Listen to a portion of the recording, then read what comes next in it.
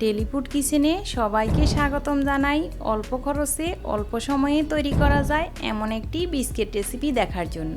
তাড়াতাড়ি তৈরি করা গেলেও বিস্কিটটা খেতে কিন্তু অসম্ভব মজার। ডিম দিয়ে তৈরি এই বিস্কিটটা সকাল কিংবা বিকেলে চায়ের সাথে বেশ মানাবে। আপনি চা বানাতে এই বিস্কিটটা তৈরি করে নিতে পারবেন।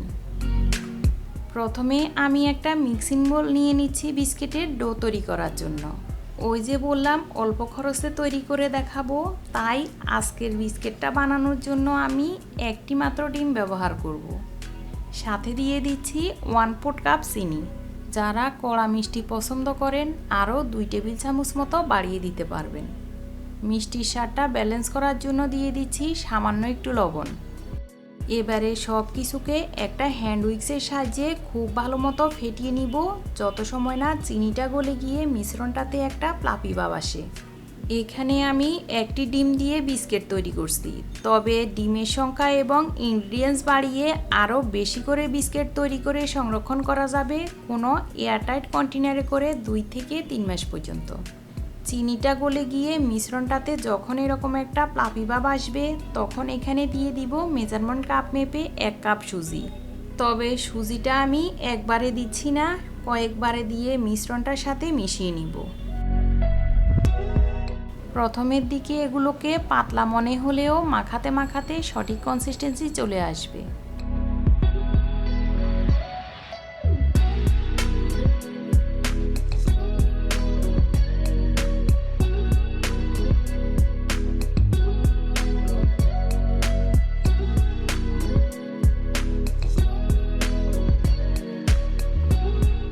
আমি এখানে একটা ছোট সাইজের ডিম ব্যবহার করেছি, তাই আমার 1 কাপ সুজিতেই হয়ে যাবে।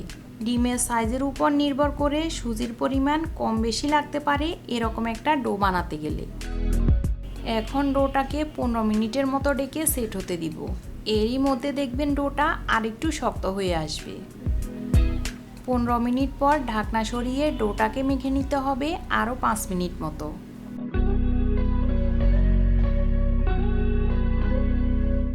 এবারে ডোটা দিয়ে সুন্দরভাবে বিস্কিট গড়া যাবে।